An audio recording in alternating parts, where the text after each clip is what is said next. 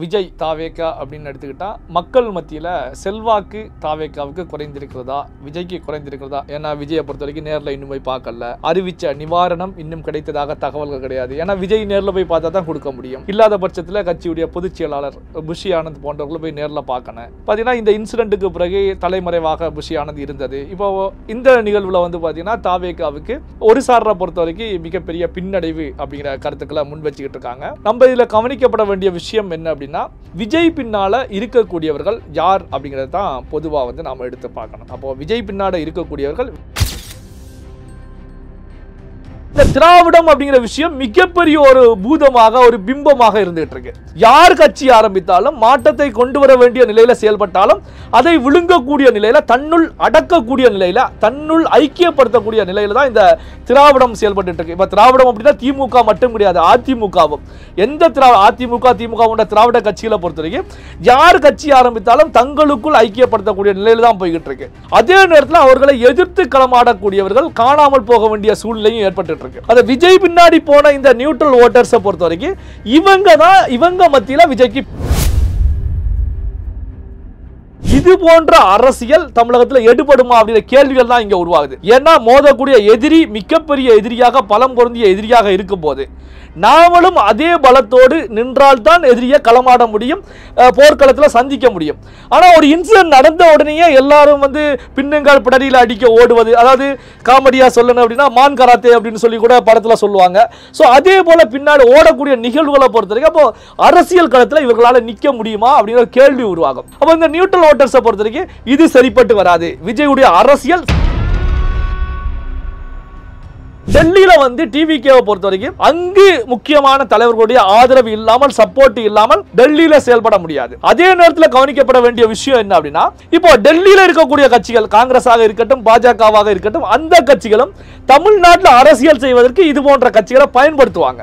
காரணம் என்ன அப்படின்னா, திமுகவை ஆட்சியிலிருந்து வீழ்த்தணும் அப்படிங்கிற கங்கணம் கட்டி செயல்படக்கூடிய பாஜகவை பொறுத்த வரைக்கும் இதுதான் சான்ஸ். அப்போ டிவிக்கே நம்ம பக்கம் கொண்டு வரதுக்கு இதுதான் வாய்ப்புகள் அப்படிங்கிற நிலையில தான் அவங்க டெல்லியில செயல்படுவாங்க.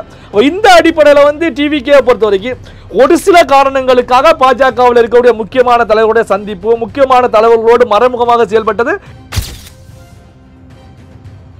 இப்போ இதுல கவனிச்சீங்க அப்படின்னா, இப்போ ஒரு இன்சிடென்ட் நடக்குது. இன்சிடென்ட் நடக்கும்போது திமுகவில் கூட்டணியில் இருக்கக்கூடியது காங்கிரஸ் கட்சியுடைய முக்கியமான தலைவர் ராகுல் காந்தி பாத்தீங்கன்னா ரெண்டு பேர்கிட்டயுமே பேசுறாங்க. தமிழக முதலமைச்சர் மு.க. ஸ்டாலின் அவரிடத்திலையும் பேசுறாங்க, டிவிகே உடைய தலைவராக இருக்கக்கூடிய விஜய் அவரிடத்திலையும் பேசுறாங்க. அப்போ வந்து பாத்தீங்கன்னா கூட்டணியில திமுகவில் இருந்தாலும் இங்க பேச வேண்டிய அவசியம் என்ன?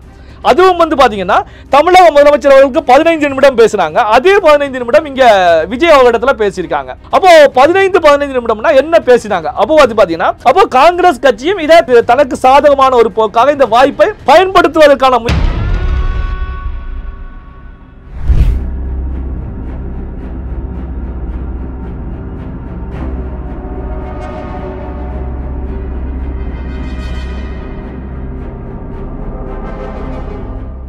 நேயர்களுக்கு வணக்கம். இன்று நம்முடன் நேர்காணலுக்காக பத்திரிகையாளர் நெல்லை சிவா இணைந்திருக்காரு. வணக்கம் சார். வணக்கம். எப்படி இருக்கீங்க? நல்லா இருக்கேன் சார். இந்த கரூர் சம்பவத்துக்கு அப்புறம் தமிழக வெற்றி கழகத்துக்கு தமிழகத்தில் மிகப்பெரிய பின்னடைவுலாம் சொல்லப்பட்டு இருக்கு. காரணம் வந்து பார்த்தீங்கன்னா, சில பேர் சொல்றது, விமர்சனங்கள் வைக்கிறதுலாம் பார்த்தீங்கன்னா, விஜய் அவர்கள் வந்து பார்த்தீங்கன்னா நிவாரணம் அறிவித்தாலும் சரி, அதற்கான ஸ்டெப்பு இன்னும் எதுவுமே எடுக்கலை, அவங்கள போயிட்டு நேரில் போய் சந்திக்கலை, இப்படின்ற மாதிரிலாம் விமர்சனம் வச்சுட்டு இருக்காங்களே, இது எப்படி பார்க்குறீங்க? இப்போ விஜய் தாவேகா அப்படின்னு எடுத்துக்கிட்டா மக்கள் மத்தியில் செல்வாக்கு தாவேகாவுக்கு குறைந்திருக்கிறதா, விஜய்க்கு குறைந்திருக்கிறதா? நீங்க கேட்டது போலதான், தாவேகாவுக்கு பின்னடைவா? ஏன்னா விஜயை பொறுத்த வரைக்கும் நேரில் இன்னும் போய் பார்க்கல, அறிவிச்ச நிவாரணம் இன்னும் கிடைத்ததாக தகவல்கள் கிடையாது. ஏன்னா விஜய் நேரில் போய் பார்த்தா தான் கொடுக்க முடியும். இல்லாத பட்சத்தில் கட்சியுடைய பொதுச் செயலாளர் புஷி ஆனந்த் போன்றவர்களை போய் நேரில் பார்க்கணும். பார்த்தீங்கன்னா இந்த இன்சிடென்ட்டுக்கு பிறகு தலைமறைவாக புஷி ஆனந்த் இருந்தது. இப்போ இந்த நிகழ்வில் வந்து பார்த்தீங்கன்னா தாவேகாவுக்கு ஒரு சாரரை பொறுத்த வரைக்கும் மிகப்பெரிய பின்னடைவு அப்படிங்கிற கருத்துக்களை முன் வச்சுக்கிட்டு இருக்காங்க. நம்ம இதில் கவனிக்கப்பட வேண்டிய விஷயம் என்ன அப்படின்னா, விஜய் பின்னால் இருக்கக்கூடியவர்கள் யார் அப்படிங்கிறத தான் பொதுவாக வந்து நாம் எடுத்து பார்க்கணும். அப்போது விஜய் பின்னால் இருக்கக்கூடியவர்கள் விஜய் அவர்களுடைய ரசிகர்களை பொறுத்த வரைக்கும் ரசிகர்கள் மத்தியில் விஜய்க்கு எந்த விதமான பின்னடைவும் கிடையாது. என்ன அப்படின்னா, விஜய் என்ன செய்தாலும் அதை ரசிக்கக்கூடிய வகையில் இருக்கக்கூடியவர்கள் தான் ரசிகர்கள். அவங்க வந்து விஜயை விட்டு வெளியேறுவது, இல்லை வந்து விஜய் செய்யக்கூடிய விஷயங்கள் நமக்கு பிடிக்கல, தாவேகாவுடைய செயல்பாடுகள் நமக்கு பிடிக்கல அப்படின்னு சொல்லி வெளியே செல்லக்கூடிய நிகழ்வுகள் அங்கே வந்து 0% தான், கிடையாது, கம்ப்ளீட்டாக கிடையாது. இப்போ இதில் வந்து பார்த்தீங்கன்னா விஜய்க்கு எந்த மக்கள் மத்தியில் பின்னடைவு அப்படின்னு எடுத்துக்கிட்டோம் அப்படின்னா, தேர்தல் களத்தை பொறுத்த வரைக்கும் வெற்றி தோல்வியை நிர்ணயிக்கக்கூடிய நிலையில் இருக்கக்கூடியவர்கள் நியூட்ரல் ஓட்டர்ஸ், அதாவது நடுநிலை வாக்காளர்கள். இவங்களை பொறுத்த வரைக்கும் எந்த கட்சி சார்புடையவர்களாகவும் இருக்க மாட்டாங்க. ஒவ்வொரு தேர்தலில் எந்த கட்சிக்கு வாக்களித்தால் நல்லது அப்படிங்கிற அடிப்படையில் வாக்களிப்பாங்க. குறிப்பாக எடுத்துக்கிட்டீங்க அப்படின்னா, இவங்க திமுகன்னு சொல்ல முடியாது, அதிமுகன்னு சொல்ல முடியாது, பாஜகன்னு சொல்ல முடியாது, காங்கிரஸ்ன்னு சொல்ல முடியாது. ஆனால் இவங்களை பொறுத்த வரைக்கும் தேர்தல் களத்தில் அந்த சமயத்தில் ஆட்சியில் இருக்கக்கூடியவர்கள் மீது அதிருப்தி இருந்தால் இவங்க மாற்றி ஓட்டை போடுவாங்க, அதிருப்தி இல்லைன்னா அதே கட்சிக்கு போடுவாங்க. ஸோ அப்போ வந்து இவங்களை வந்து இந்த நிலையில தான் இருப்பாங்க அப்படின்னு சொல்லி நாம் எந்த தேர்தலையுமே வந்து எடை போட முடியாது. அவங்க அந்த நிமிஷத்தில் அவங்களுக்கு தோன்றக்கூடிய விஷயம்தான். அப்போ ஆளும் கட்சி மூலமாக இவர்களுக்கு பாதிப்பு ஏற்பட்டால் இவங்க வந்து உடனே மாற்றி குத்துவாங்க, ஆளும் கட்சி மீது விரக்திகள் ஏற்பட்டால் எதிரில் இருக்கக்கூடிய கட்சிக்கு போடுவாங்க. இந்த நியூட்ரல் ஓட்டர்ஸை பொறுத்த வரைக்கும் இவர்களுடைய மனநிலை எப்படி இருக்கும் அப்படின்னா, ஒரு மாற்றம் வராதா? என்ன மாற்றம் அப்படின்னா, நாம இத்தனை ஆண்டுகளாக 40 வருஷம் 45 வருஷமா மாறி மாறி ஓட்டை போட்டுக்கிட்டே தான் இருக்கோம், ஆனால் வாழ்க்கையில் எந்த விதமான மாற்றமும் இல்லை. திராவிட கட்சிகள் மாறி மாறி ஆட்சி செய்தும் வாக்குறுதிகளை அள்ளி வீசியும் நம்ம தெருவில் வந்து பார்த்தீங்கன்னா இந்த மாதிரி பிரச்சனைகள் இருக்கு, மழை நீர் மூலமாக பிரச்சனைகள் ஏற்படுகிறது, எல்லாமே பிரச்சனைகளாக தான் இருக்கு. எந்த விதமான வளர்ச்சி பணிகளும் கிடையாது. தனிப்பட்ட முறையிலையும் நமக்கு வந்து ஒரு இம்ப்ரூவ்மெண்ட் பெரிய அளவில் கிடையாது. நம்ம நாடு அப்படின்னு எடுக்கும்போது, நம்ம பகுதின்னு எடுக்கும்போதும் பெரிய அளவில் வளர்ச்சி கிடையாது. அப்படிங்கிற நிலையில் இருக்கக்கூடியவங்க தான் நடுநிலை வாக்காளர்கள். இவங்களை வந்து எந்த தட்டிலையுமே நிறுத்த முடியாது, எந்த இதுலையுமே இட போட முடியாது. இவங்களை பொறுத்த வரைக்கும் விஜய் அப்படிங்கிற ஒரு மனிதர் கட்சி ஆரம்பிக்கும் போது அப்போ இவங்களுடைய பார்வை விஜய் பக்கம் திரும்பியது. காரணம் என்ன அப்படின்னா, இவர்கள் மாற்றத்தை எதிர்பார்ப்பாங்க. ஆட்சியில் இருந்தவங்களால போர் அடிச்சு போச்சு, புதுசாக கட்சி ஆரம்பித்தாலும் அதே திராவிடத்துக்குள்ள தான் போய் இவங்க வந்து ஐக்கியமாகறாங்க. இப்போ வந்து பார்த்தீங்கன்னா, கமலஹாசன் மக்கள் நீதி மையம் அப்படிங்கிற ஒரு கட்சி ஆரம்பிக்கும் போது கூட புதிய ஒரு மாற்றத்தை கொண்டு வருவேன் அப்படிங்கிற நிலையில தான் செயல்பட்டாங்க. டார்ச் லைட்டோடி டிவியை உடைத்த நிகழ்வுகள் எல்லாமே நம்ம பார்த்தோம். ஆனால் வந்து பார்த்தீங்கன்னா, இந்த திராவிடம் அப்படிங்கிற விஷயம் மிகப்பெரிய ஒரு பூதமாக, ஒரு பிம்பமாக இருந்துகிட்டு இருக்கு. யார் கட்சி ஆரம்பித்தாலும், மாற்றத்தை கொண்டு வர வேண்டிய நிலையில செயல்பட்டாலும் அதை விழுங்கக்கூடிய நிலையில, தன்னுள் அடக்கக்கூடிய நிலையில, தன்னுள் ஐக்கியப்படுத்தக்கூடிய நிலையில தான் இந்த திராவிடம் செயல்பட்டு இருக்கு. இப்ப திராவிடம் அப்படின்னா திமுக மட்டும் கிடையாது, அதிமுகவும். எந்த அதிமுக உள்ள திராவிட கட்சிகளை பொறுத்த வரைக்கும் யார் கட்சி ஆரம்பித்தாலும் தங்களுக்குள் ஐக்கியப்படுத்தக்கூடிய நிலையில தான் போய்கிட்டு இருக்கு. அதே நேரத்தில் அவர்களை எதிர்த்து களமாடக்கூடியவர்கள் காணாமல் போக வேண்டிய சூழ்நிலையும் ஏற்பட்டு இருக்கு. இப்படியான சூழ்நிலை இந்த நடுநிலை வாக்காளர்களை பொறுத்த வரைக்கும் இதை தாண்டி ஒருவர் வரமாட்டாரா அப்படிங்கிற ஒரு எதிர்பார்ப்பு பெரிய அளவில் இருக்கும். அப்படி ஒவ்வொரு காலகட்டத்திலையும் தொடர்ச்சியாக இருந்துகிட்டு தான் இருக்கும். இதுக்கு வந்து விஜயகாந்த் அவர்கள் கட்சி ஆரம்பித்த போதும் அந்த நியூட்ரல் ஓட்டர்ஸை பொறுத்த வரைக்கும் விஜயகாந்த் பின்னாடி போனாங்க. கமல்ஹாசன் கட்சி ஆரம்பித்த போதும் அவர் பின்னாடி போனாங்க. இப்போ விஜய் அவர்கள் கட்சி ஆரம்பிக்கும் போதும் விஜய் மூலமாக இவர்களுக்கு வந்து ஒரு புத்துணர்ச்சி, புது தெம்பு கிடைக்குது, ஒரு மாற்றம் பெறப்போகுது. இந்த அடிப்படையில் விஜய் பின்னாடி போறாங்க. அந்த விஜய் பின்னாடி போன இந்த நியூட்ரல் ஓட்டர்ஸை பொறுத்த வரைக்கும் இவங்க மத்தியில விஜய்க்கு பின்னடைவு அப்படிங்கறத தெளிவாகவே சொல்ல முடியும். காரணம் என்ன அப்படின்னா, இவங்களை பொறுத்த வரைக்கும் அப்போ இந்த இன்சிடென்ட், கரூர் இன்சிடென்ட்டுக்கு பிறகு விஜய் அவர்கள் வந்து பாத்தீங்கன்னா 2 வார காலம் விஜயும் வெளியில வரல, வீட்டை சாத்திட்டு உள்ள உட்காந்துட்டாங்க. அதே நேரத்தில் புஷி ஆனந்த் போன்றவர்கள், சிடிஆர் நிர்மல்குமார் போன்றவர்கள் அப்ஸ்காண்ட் ஆகிட்டாங்க. அதற்கு அடுத்த கட்டத்தில் இருக்கக்கூடியவர்களை பொறுத்த வரைக்கும் எங்க இருக்காங்கன்னு தெரியல. பாதி பேருக்கு மேல செல்போனை சுவிட்ச் ஆஃப் பண்ணிட்டாங்க. தொடர்பு கொள்ள முடியாத அளவில் தொடர்பு எல்லைக்கு அப்பால தான் இருந்தாங்க. நாம கூட பிராக்டிக்கலாக ரியலாக பார்த்த விஷயம் தான், யாரையுமே தொடர்பு கொள்ள முடியல. அதே போல தான் வந்து பார்த்தீங்கன்னா அதற்கு அடுத்த நிலையில் இருக்கக்கூடியவங்களை பொறுத்த வரைக்கும் யாருமே யாரையும் தொடர்பு கொள்ளாமல் இருக்கக்கூடிய ஒரு சூழல் தான். அதாவது வந்து இந்த நிலையை பொறுத்த வரைக்கும் இது போன்ற அரசியல் தமிழகத்தில் எடுபடுமா அப்படிங்கிற கேள்விகள் தான் இங்கே உருவாகுது. ஏன்னா மோதக்கூடிய எதிரி மிகப்பெரிய எதிரியாக, பலம் பொருந்திய எதிரியாக இருக்கும் போது நாமளும் அதே பலத்தோடு நின்றால்தான் எதிரியை களமாட முடியும், போர்க்களத்தில் சந்திக்க முடியும். ஆனால் ஒரு இன்சிடென்ட் நடந்த உடனேயே எல்லாரும் வந்து பின்னங்கால் பிடரியில் அடிக்க ஓடுவது, அதாவது காமெடியா சொல்லணும் அப்படின்னா மான் கராத்தே அப்படின்னு சொல்லி கூட படத்தில் சொல்லுவாங்க. ஸோ அதே போல பின்னாடி ஓடக்கூடிய நிகழ்வுகளை பொறுத்த வரைக்கும் அப்போ அரசியல் களத்தில் இவர்களால் நிற்க முடியுமா அப்படிங்கிற கேள்வி உருவாகும். அப்போ இந்த நியூட்ரல் ஓட்டர்ஸை பொறுத்த வரைக்கும் இது சரிப்பட்டு வராது, விஜயுடைய அரசியல் சரிப்பட்டு வராது. அப்போ இவங்க வந்து பேக் அடிப்பாங்க. சரி, நம்ம தலைவிதி இப்படி தான் இருக்கு, நம்ம இந்த கட்சிகள் கூட தான் மாரடிக்கணும். திமுகவோ அதிமுகவோ மாறி மாறி போயிட வேண்டியதான். காரணம் என்ன அப்படின்னா விஜயால தேர்தல் காலத்தில் நிக்க முடியாது அப்படிங்கிற மனநிலைக்கு இவங்க வருவாங்க. இது நிதர்சனமான உண்மைதான். ஓகே சார், இப்போ இந்த சமயத்துல தான் எல்லாருக்குமே ஒரு கேள்வி ஒன்று எழும்புது. நீங்க பேசும்போது சொல்லியிருந்தீங்க புஷி ஆனந்த் அவர்களும் சிடி நிர்மல்குமார் கட்சி நிர்வாகி எல்லாமே மறைமுகமாக தான் இருந்தாங்க. ஆனா சிபிஐ விசாரணைக்கு அப்புறமா இவங்க வந்து வெளியில இப்போ சாதாரணமா நடமாறாங்க. அப்போ வந்து பாத்தீங்கன்னா பிஜேபியிடம் மறைமுகமா விஜய் வந்து பேச்சுவார்த்தை நடத்திட்டு இருக்காரான்ற மாதிரிலாம் கேள்வி எழும்புதுல, இது எப்படி பாக்குறீங்க? இல்ல, அதாவது வந்து பாத்தீங்க அப்படின்னா அரசியலை வந்து நம்ம அரசியலை தான் பார்க்க முடியும். இப்போ வந்து பாத்தீங்கன்னா விஜய் கட்சி ஆரம்பிச்சாங்க, கொள்கை எதிரி அரசியல் எதிரின்னு 2 அரசியல் எதிரிகளை வந்து டிக்ளேர் பண்ணாங்க. அரசியல் எதிரி திமுக, கொள்கை எதிரி பாஜக அப்படின்னாங்க. இங்க வந்து பாத்தீங்கன்னா திமுகவுக்கும் தாவேகாவுக்கும் இடையில நேரடி மோதல், கரூர் இன்சிடென்ட் மூலமாக நேரடி மோதல்.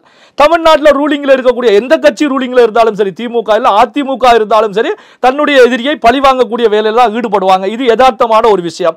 அப்ப திமுக தனக்கு கிடைத்த வாய்ப்புகளை பெருமளவு திமுக பயன்படுத்தி கொண்டது. அப்ப தாவேகாவை பழிவாங்கும் போது தாவேகாவை பொறுத்த வரைக்கும் டெல்லிக்கு வந்து சிபிஐ விசாரணை வேண்டும் அப்படின்னு சுப்ரீம் கோர்ட் போக வேண்டிய நிலை ஏற்படுது. அப்ப சுப்ரீம் கோர்ட் சொல்றாங்க அப்படின்னா அங்கு வந்து டெல்லியில லாபி செய்யாமல் அங்க வந்து எந்த விஷயத்திலையும் வெற்றி பெறுவது, அவர்களுக்கு ஆதரவான ஒரு மனநிலை உருவாகுவது அப்படிங்கிறது இயல்பாக இருக்காத ஒரு விஷயம் தான். எந்த இதுனாலும் வந்து நம்ம டெல்லியில வந்து அரசியல் செய்யணும்னா அங்க வந்து ஒரு லாபி தேவைப்படும், அங்க வந்து முக்கியமான கூடிய ஆதரவு சப்போர்ட் தேவைப்படும். இப்போ எடுத்துக்கிட்டீங்க அப்படின்னா ஒரு முக்கியமான சம்பவம், இப்போ தாவேகாவில் மிக முக்கியமான பொறுப்புல தேர்தல் பிரச்சாரம் ஒரு பொதுச் செயலாளராக ஆதவ் அர்ஜுனா இருக்காங்க. அவங்க வந்து ஒரு விளையாட்டு சங்கம், அவர் தொடர்ந்து செயல்படக்கூடிய அது சங்கத்துடைய பொதுச் செயலாளராக தேர்வு செய்யப்பட்டிருக்காங்க. அதனுடைய தலைவராக தேர்வு செய்யப்பட்டிருக்கக்கூடியவர் ஐசரி கணேஷ் அவர்கள் தேர்வு செய்யப்பட்டிருக்காங்க. நமக்கு தெரியும் ஐசரி கணேசை பொறுத்த வரைக்கும் திமுக பின்புலம் கொண்டவர் அப்படிங்கிறது நமக்கு தெரிஞ்ச விஷயம் தான். ஆதவ் அர்ஜுனாவை பொறுத்த வரைக்கும் இங்க தாவேகாவுக்காக களம் காண்றாங்க, திமுகவை வீழ்த்துவதே என்னுடைய கொள்கை அப்படிங்கிற நிலையில செயல்படுறாங்க. ஆனா அந்த விளையாட்டுத் துறையில பாத்தீங்கன்னா 2 பேரும் சேர்ந்து பயணிக்கிறாங்க. அப்போ வந்து பாத்தீங்கன்னா ஒரு நிலையில செல்லும் போது அங்க வந்து எல்லாருடைய சப்போர்ட் ஆதரவு தேவைப்படும். அதுக்கு எடுத்துக்காட்டா தான் இதை சொல்ல வந்தேன். அப்ப டெல்லியில வந்து டிவிகேவை பொறுத்த வரைக்கும் அங்கு முக்கியமான தலைவர்களுடைய ஆதரவு இல்லாமல், சப்போர்ட் இல்லாமல் டெல்லியில செயல்பட முடியாது. அதே நேரத்தில் கவனிக்கப்பட வேண்டிய விஷயம் என்ன அப்படின்னா இப்போ டெல்லியில இருக்கக்கூடிய கட்சிகள் காங்கிரஸாக இருக்கட்டும் பாஜகவாக இருக்கட்டும் அந்த கட்சிகளும் தமிழ்நாட்டில் அரசியல் செய்வதற்கு இது போன்ற கட்சிகளை பயன்படுத்துவாங்க. காரணம் என்ன அப்படின்னா திமுகவை ஆட்சியிலிருந்து வீழ்த்தணும் அப்படிங்கிற கங்கணம் கட்டி செயல்படக்கூடிய பாஜகவை பொறுத்த வரைக்கும் இதுதான் சான்ஸ். அப்போ டிவிக்கே நம்ம பக்கம் கொண்டு வரதுக்கு இதுதான் வாய்ப்புகள் அப்படிங்கிற நிலையில தான் அவங்க டெல்லியில செயல்படுவாங்க. இந்த அடிப்படையில் வந்து டிவிக்கே பொறுத்த வரைக்கும் ஒரு சில காரணங்களுக்காக பாஜகவில் இருக்கக்கூடிய முக்கியமான தலைவர்களுடைய சந்திப்பு, முக்கியமான தலைவர்களோடு மறைமுகமாக செயல்பட்டது நிதர்சனமான உண்மைதான், இல்லைன்னு மறைக்க முடியாது. ஆனால் இது வந்து ஒரு கூட்டணிக்கு வழிவகுக்குமா, ஒரு கூட்டணியை உருவாக்குமா? இப்ப தமிழ்நாட்டை பொறுத்த வரைக்கும் அதிமுக பாஜக கூட்டணியில இருக்காங்க. இந்த கூட்டணியில விஜய் செல்வாரா அப்படின்னா உறுதியாக சொல்ல முடியாது அப்படிங்கறதே நாம தெளிவா சொல்ல முடியும். இப்போ இதுல கவனிச்சீங்க அப்படின்னா இப்போ ஒரு இன்சிடென்ட் நடக்குது. இன்சிடென்ட் நடக்கும்போது திமுகவில் கூட்டணியில இருக்கக்கூடியது காங்கிரஸ் கட்சியுடைய முக்கியமான தலைவர் ராகுல் காந்தி பாத்தீங்கன்னா 2 பேர்கிட்டயுமே பேசுறாங்க. தமிழக முதலமைச்சர் மு.க. ஸ்டாலின் அவரிடத்திலையும் பேசுறாங்க, டிவிகே உடைய தலைவராக இருக்கக்கூடிய விஜய் அவரிடத்திலையும் பேசுறாங்க. அப்போ வந்து பாத்தீங்கன்னா கூட்டணியில திமுகவில் இருந்தாலும் இங்க பேச வேண்டிய அவசியம் என்ன? அதுவும் வந்து பாத்தீங்கன்னா தமிழக முதலமைச்சர் அவர்களுக்கு 15 நிமிடம் பேசுறாங்க, அதே 15 நிமிடம் இங்க விஜய் அவரிடத்துல பேசியிருக்காங்க. அப்போ 15 நிமிடம்னா என்ன பேசினாங்க? அப்போ அது பாத்தீங்கன்னா அப்போ காங்கிரஸ் கட்சியும் இதை தனக்கு சாதகமான ஒரு போக்காக இந்த வாய்ப்பை பயன்படுத்துவதற்கான முயற்சியில் ஈடுபட்டு இருக்காங்க அப்படிங்கிறது தெளிவாகவே தெரியுது. இப்போ இன்னொரு விஷயத்தை எடுத்துக்கிட்டீங்க அப்படின்னா காங்கிரஸ்ல இருக்கக்கூடிய வேலுச்சாமி அவர்களுக்கும் தமிழக துணை முதலமைச்சர் உதயநிதி ஸ்டாலினுக்கும் அவர்களுக்கும் இடையில ஒரு பெரிய போரே நடந்துகிட்டு இருக்கு அப்படின்னு சொல்லலாம். ஏன்னா காங்கிரஸ் கட்சியில இருக்கக்கூடிய ஒரு முக்கியமான நபராக தலைவராக வேலுச்சாமி இருந்தாலும் உதயநிதி ஸ்டாலின் குறித்த விமர்சனங்களை கடுமையாக முன்வைக்கிறாங்க. இந்த கரூர் சம்பவத்தில் நீங்க எங்க இருந்தீங்க, சோ வந்துட்டு ஏன் உடனே கிளம்பி போனீங்க, இத்தனை நாள் என்ன செய்தீங்க அப்படின்னா காரசாரமான விவாதங்களை முன் வச்சாங்க. தமிழக முதலமைச்சர் குறித்தும் கடுமையான விமர்சனங்களை முன் வச்சாங்க. இப்ப பாத்தீங்கன்னா வேலுச்சாமிக்கு எதிராக அந்த பகுதியில் திமுகவை பொறுத்த வரைக்கும் போஸ்டர் அடித்து ஒட்டக்கூடிய அளவுக்கு விமர்சனங்கள் கடுமையாக போச்சு. என்ன காரணம் அப்படின்னா காங்கிரஸ் கட்சியில் இருக்கக்கூடிய வேலுச்சாமியை பொறுத்த வரைக்கும் வாய்க்கு கடிவாளம் போட வேண்டும் அப்படி கருத்துக்கள் எல்லாம் முன்வைக்கப்பட்டது. என்ன காரணத்துக்காக இவர் கட்சியில் இருந்து கொண்டு கூட்டணியில் இருக்கக்கூடிய அதுவும் முதல்வர் அவர்களுடைய மகன் தமிழகத்துடைய துணை முதலமைச்சராக இருக்கக்கூடிய இருக்கக்கூடிய உதயநிதி ஸ்டாலின் அவர்கள் குறித்து விமர்சனங்களை முன்வைக்கிறாங்க அப்படின்னா இதன் பின்னணியிலையும் பெரிய அரசியல் இருக்கிறது.